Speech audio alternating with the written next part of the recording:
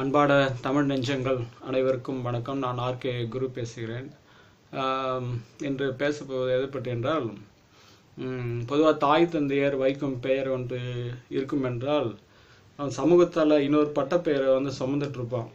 அந்த பட்டப்பெயர் அவனுக்கு சிறப்புடையதாக இருந்தால் அது தன்னம்பிக்கை கொண்டு சிறப்பாக வளரும். அது ஒரு இழிச்சொல்லு, அவனால் அதை ஏற்றுக்கொள்ள முடியாத இருந்தால் ரொம்ப தன்னம்பிக்கை குறைந்து உளவியல் ரீதியாக பிரச்சனைகளை சந்தித்து வாழ்ந்துட்டுருப்பான். அதுமாரி பட்டப்பெயர் இழிச்சொல்லாக இருந்து கேட்டு அவன் வளர சூழல் அவன் ஏற்படும் பிரச்சனை பற்றி பேசுகிறேன். கவனமாக மற்றும் பொறுமையாக கேளுங்கள். எங்கள் வீட்டு பக்கத்தில் ஒரு நபர் இருக்கார், 65 வயது மதிக்கத்தக்க நபர். அவர் பேர் முருகேசன்.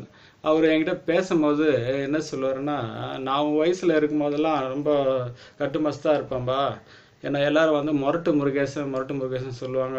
என்கிட்ட சாதாரண நின்று யாரும் பேச முடியாது, பட்டுன்னு எதனா எதிர்த்து பேசினா பட்டுன்னு அறிஞ்சிடும், அதனால் என்னை முரட்டு முருகேசன் சொல்லுவாங்கன்னு சொன்னார். இது ஏன் என்கிட்ட சொன்னாருன்னா, அவரை பற்றி நான் ஒரு இதுவும் அச்ச உணர்வு கொண்டு அவர்கிட்ட நான் பழகணும், ஒரு பயம் கொண்டு நான் இருக்கணும். அப்படி ஒரு இது ஒரு உளவியல் ரீதியான ஒரு தன்னை மேம்படுத்தி காமிச்சிக்கிறது, ஒரு மற்றவங்களுக்கு ஒரு அச்ச உணர்வு உண்டாக்குறது. இது முரட்டு முருகேசன். இது அவர் இப்படி சொல்லுவாரா, இந்த வடிவேல் படத்தில் சொல்லுவாங்கள்ல, நாய் சேகர்னு, அது மாதிரி என்ன நாய் முருகேசன். அப்போ என்ன எல்லாரும் பெருமையாக பேசுவாங்கப்பா அப்படின்னு அவர் சொல்ல மாட்டார். ஏன்னா நாய்ன்ற ஒரு வார்த்தை சமூகத்தால் இழிச்சொல்லாக மாற்றப்பட்ட ஒரு வார்த்தையாக இருக்குது. உண்மையில் நாய்ன்றது நன்றி உணர்வு மிக்க வார்த்தை. அது சொல்கிறதுக்கு ஒருத்தர் பெருமை கொண்டோம். நாய் நம்மக்கிட்ட அன்பாக பாசமாக வர்றதுனால எதெல்லாம் நம்மக்கிட்ட அன்பாக பாசமாக இருக்குதோ அதெல்லாம் நம்ம இழிச்சொல்ல மாற்றிடும். உண்மையில் நன்றி கேட்டவன் மனிதன் தான். அப்படி நாயின்ற வார்த்தையை அவர் பிரயோகிக்கலை. அது முரட்டுன்னும் போது ஒரு முரட்டு காலை, அப்படி ஒரு சிங்கம், அப்படி ஒரு தோரணில் பேச ஆரம்பிச்சார். இது கேட்கறதுக்கு எனக்கு உள்ளுக்குள்ள ஒரு சிரிப்பாக தான் இருந்தது. மனிதனுடைய நிலைப்பாடு இப்படி தான். ஒருத்தர் இழிச்சொல்லா சொல்லும் போது அதாவது ஏற்றுக்கிறது சங்கோஜமாக இருந்தது. இது கருத்தியல் ரீதியாக ஒருத்தனை மோத முடியல, எதிர்க்க முடியல, அவனை அடக்கணும், அறிவு ரீதியாக அடக்கணும், முடக்கணும். எப்படின்னா இது பண்ணும்போது ஒரு ஒரு பழிச்சொல், ஒரு பட்டப்பெயர் கொடுத்து முடக்கிறது, இது தேவையற்ற நிலை தான். அவங்களுக்கு என்ன இது பண்ணுறோம் அந்த பேரை குறிப்பிட்டு சொல்றது ஏற்றுக்க மாட்டாங்க மக்கள். ஏதோ ஒன்று வர்க்க அடிப்படை கொண்டது, தொழில் அடிப்படையில் ஒருத்தனை தாழ்த்தி பேசுறது, இன அடிப்படையில், நிற அடிப்படையில், கருப்பாக இருந்தானா தான் வெள்ளையாக இருந்தால் ஒருத்தன் கருப்பேன் கருங்குரங்குன்றது, சாதி அடிப்படையில், சாதி அப்படி பறையன்ற வார்த்தை ரொம்ப ஒருத்தனை பேசி அவனை பார்த்து சொல்லிட்டீங்கனாலே அது வன்கொடுமை சட்டத்தை கூட ஜாமீனில் வெளியே வர முடியாது, உள்ளதுக்கு போடலாம்.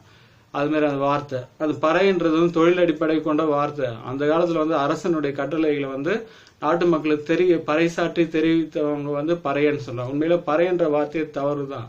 மறையோர்கள் அவங்க தான் ஆதிக்குடி, தொல்குடி. மறையோர்கள் காலப்புகளை பறையோர்கள் மாறிடுச்சு. அதுவே ஒரு வார்த்தை சூத்திரர்கள் ஜாதி அடிப்படையில், வர்ண அடிப்படையில் பின்தள்ளப்பட்டு அந்த வார்த்தையை திரும்ப சொல்லுறதுனால அவங்களுக்கு ஒரு இதுன வெறுப்புணர்ச்சி, காழ்ப்புணர்வை கொண்டு அந்த மக்களை புறம் பேசுறது. இப்படி தோட்டின்றது, சக்கிலின்றது, மத அடிப்படையில் பார்த்தீங்கன்னா இஸ்லாம் மக்களை துலுக்கன்றது, இப்படியெல்லாம் யாரெல்லாம் பிடிக்கலையோ, யாரெல்லாம் எதிர்க்கணும் போது அவங்களுக்கு இது மாதிரி இழிச்சொல்லான வார்த்தைகளை பயன்படுத்தி ஒரு விதமாக சமூக முடக்கத்தை உண்டாக்குது. அது சமூக முடக்கத்தில் தனிநபரையும் ஒரு விதமாக அறிவு முடக்கத்தை உண்டாகுது. இது ஒரு உளவியல் ரீதியான பிரச்சனைகள். இது கொலைபாதத்து வரையும் அழைச்சி செல்லும். வன்முறைகளையும் அங்கங்கே தலை தூக்கி இருக்கிறதுனால இப்படி இருக்கு. சமீபத்தில் ஒரு நண்பர்கிட்ட அரசியல் ரீதியாக பேசிட்டு கருத்து விவாதம் பண்ணிட்டு இருக்கும்போது அவர் என்கிட்ட பேசினார். பேசிக்கும்போது அவர் எனக்கு கருத்துக்கு நியாயமான விமர்சனம் முன் வைக்க முடியல. அவர் என்னுடைய பலவீனத்தை குறை காட்ட ஆரம்பிச்சாரு. என் தலைமுடியை பற்றி நானே கவலைப்படல, இவர் கவலைப்பட்டு ரொம்ப அதை ஒரு கிண்டல் கேலியாக நான் சொன்னேன். இதை பற்றி பேசினா நான் சொன்னதுக்கு நேரிடம் பதில் பண்ணல. ஏன்னா இப்படி முடக்கணுன்றதுக்காக என்னுடைய இதை இது பண்ணுறது தேவை கிடையாது. நான் என்னுடைய முடி இதெல்லாம் வச்சு நான் ரொம்ப சந்தோஷப்பட்டேன். பேக்கெட்டில் பேனா இல்லாத நாள் கூட உண்டு, ஆனால் பேண்ட் பேக்கெட்டில் சீப்பு இல்லாத நாள் இல்லாத இருந்திருக்கேன். அது மாதிரி நான் முடிக்கு எவ்வளோ முக்கியம் கொடுத்துட்டேன். மரபண்டதே அது கொட்டி போச்சு, மசுறு தானே மயிரா போச்சு, அதை பற்றி நானே கவலைப்படல, அதை பற்றி பேச நான் என்ன விவாதம் பேசணும் அதுக்கு நேராக பதில் சொல்லிட்டு போகிறத விட்டு முடியை பற்றி ஒரு பலவீனப்படுத்துகிற இது மேலே என்ன இருக்கு. அதனால பேச்சை மாத்தி பேசாத அப்படின்னு ரொம்ப அதையே பத்தி பேசும்போது, இப்போ வந்து இப்போ நான் என்ன ஆயுதம் எடுக்கிறத நீ தான் தீர்மானிக்கிற. இப்போ நான் வந்து உன்னை அடிச்சுனா என்ன பண்ணுவேன்? ஏன்னா திரும்ப திரும்ப நான் ஒரு கருத்து ரீதியான ஒரு விமர்சனத்தை சொல்றேன், அதுக்கு நேரடியாக விளக்கம் கொடுக்காத, என்ன அறிவு ரீதியாக முடக்கும்னு நினைக்கிறியே. இப்போ நான் அடிச்சா என்ன பண்ணுவேன்? அடிச்சிருக்காண்டு முதல்ல கிளம்பு, இந்த நபர்கிட்ட பேசுறது வீண் விரயம் தான், கிளம்புன்னுட்டு நான் வந்துட்டேன். என்ன பண்ண முடியும்? இது மாதிரி நபர்கள் தான் சமூகத்தில் இருக்காங்க. நேரடியாக விமர்சனம் முன்வைக்க முடியல, அவனை தொழில் ரீதியாகவும் இன ரீதியாகவும் முடக்கிறது இது தேவையில்லை. இது மாதிரி போயிட்டு இருக்கு. அது மாதிரி பிறரை சிரிக்க வைக்கணுன்றதுக்காக பிறரை வந்து மட்டம் தட்டி பேசுறது. இந்த கவுண்டர் மணி காமெடிங்கெல்லாம் பார்த்தீங்கன்னா ரொம்ப மட்டமாக இருக்கும். அடுப்பு வாயா, தீச்சட்டி தலையா, சாகுற வயசுல சங்கீதான்னு பேர் வச்சுக்கணும், இதெல்லாம் எவ்வளவு மட்டமா கேட்கறது. ஒரு மனிதத்துவமா இல்லாத தனிநபர் தாக்குதல் ரொம்ப அதிகம். ஞாயிற்றுக்கிழமை விஜய் டிவியில கலக்க போகுது யாருன்னு ஒரு ஷோ போடுவாங்க. அதுல பாத்தீங்கன்னா வர நடிகர்கள்லாம் பாத்தீங்கன்னா ஒருத்தர ரொம்ப தன்னளவுல நிற அடிப்படையில கலாய்த்து கொள்வது, இழிவுபடுத்துவது, இப்படிலாம் எதுக்கு? இப்படிலாம் மற்றவன் சிரிக்கிறான்ற பேர்ல தன்னைத்தானே அவமானப்படுத்துகிறது, அசிங்கப்படுத்துகிறது, இதெல்லாம் அனுபவிக்கிறது சரியா இல்லை. சுயமரியாதை தன்மானத்துக்கு ஒரு சிறிய இழுக்கு, இது மனிதத்துவத்தை அணுகம் இல்லாத இதெல்லாம் ஏன் இப்படி எனக்கு தெரியல. தானும் சிரிக்கணும், பிறரையும் சிரிக்க வைக்கணும். அது மாதிரி நகைச்சுவை உணர்வை வந்து பொதுவாக ரசிக்கலாம். இது போல கேவலப்படுத்தலாம் கூடாது. இந்த கமல் படத்துல நம்மூர்னு ஒரு படம், அந்த படத்துல பாத்தீங்கன்னா இது செந்தில்னு ஒருத்தர் நடிகர் செந்தில் நடிச்சிருப்பாரு. அதுல செந்தில் கமல் சொல்லுவாரு செந்தில பார்த்து, ஏன் இப்படி இருக்க, நீ எப்பவும் இப்படி தானா, ஏன் உனக்கு சொரணையே இருக்காதா அப்படின்னு. இல்லைனே அப்படியே பழகிடுச்சுனே அப்படின்னு. ஏன் சில பேரும் அப்படிதான் இருக்காங்க. சில பேர் என்ன கிண்டல் கேலி பண்றாங்கன்னா, அந்த கிண்டல் கேலி ரொம்ப அவமான வார்த்தையா இருந்தாலும் அசிம்மதான் அடிமைப்பட்டு இருக்காங்க. இது ஏன் இப்படி இருக்கணும்? தனக்குன்னு ஒரு சுய கௌரவம் இல்லையா? மான மரியாதை இல்லையா?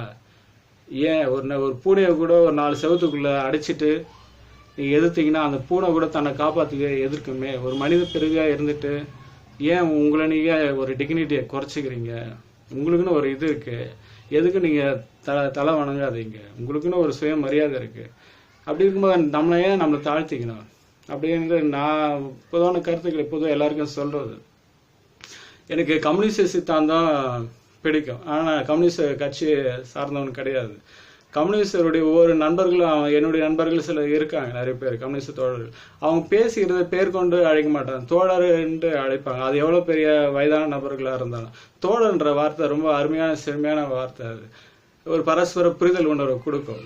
அது மாதிரி வார்த்தைகளை பொதுவான வார்த்தைக்கு போனா ஒரு சிந்தனை பரவல் கிடைக்கும். யாரையும் தாழ்த்தி கிடையாது, யாரும் உயர்வான கிடையாது. ஓஷோ சொல்லுவாரு, நீங்க பயணம் பண்ற படகளை தான் அவங்களும் பயணம் பண்றாங்க, யாரும் இங்க பெரிய ஆள் கிடையாது.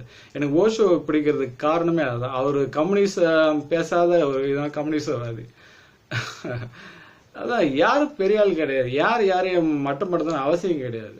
ஒரு விதமா புராண ரீதியா வந்து தமிழர்களை வந்து அரக்கர்கள் என்றது, ஆரியர்கள், மொழியை வந்து நீச்ச பாஷைன்றது, இப்படி எல்லாம் ஒரு விதமான தாழ்த்தியே இருந்துட்டாங்க. ஒரு சமூக ரீதியா தாக்குறது, மத ரீதியா தாக்குறது, இன ரீதியா தாக்குறது, கடைசியா தனி மனிதனை தாக்குறது, இப்படி தாக்குதல் உளவியல் ரீதியான ஒரு பிரச்சனை. இது அப்படிதான் நம்ம அணுக வேண்டியது. உளவியல் ரீதியான பிரச்சனை, காழ்ப்புணர்வு, வஞ்சகம், இதெல்லாம் வந்து நேரடியா தாக்க முடியாத வார்த்தைகளா தாக்கி புண்படுத்துறது. இது வந்து ஒரு நோய், மனநோய் தான். இந்த நோய்க்கு வந்து முத்திச்சுன்னா யார் அதை வந்து இழிச்சொல்லா பேசுறாங்களோ அவங்களுக்கே அது பிரச்சனையா மாறும். அதனால தனிநபர் தாக்குதல் போதை மட்டும் இருக்கக்கூடாது. தானும் சிரிக்கணும், பிறரையும் சிரிக்க வேணும். அதுதான் ஒரு ஆரோக்கியமான நிலைப்பாடு கொண்டுதான் இருக்கும். இதான் இன்றைய பதிவுடைய ஒரு ஆதங்கம். அதனால வந்து எல்லாரும் வந்து பேர் கொண்டு அழைப்போம், இல்லைன்னா தோழர் என்ற வார்த்தையை பயன்படுத்தும்.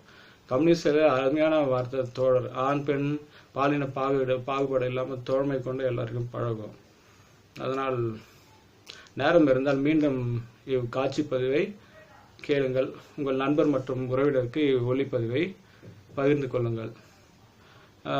என் யூடியூப் பக்கத்தில் ஆர்கே குரு என டைப் செய்தால் என் யூடியூப் பக்கம் வரும். அதில் வாழ்வியலுக்கு தேவையான பல்வேறு கருத்துக்களை நான் பேசிக்கொண்டு வருகிறேன். நேரம் இருந்தால் கேளுங்கள். மீண்டும் வேறொரு ஒளிப்பதிவில் சந்திப்போம். என் யூடியூப் பக்கத்தில் சப்ஸ்கிரைப் செய்யுங்கள்.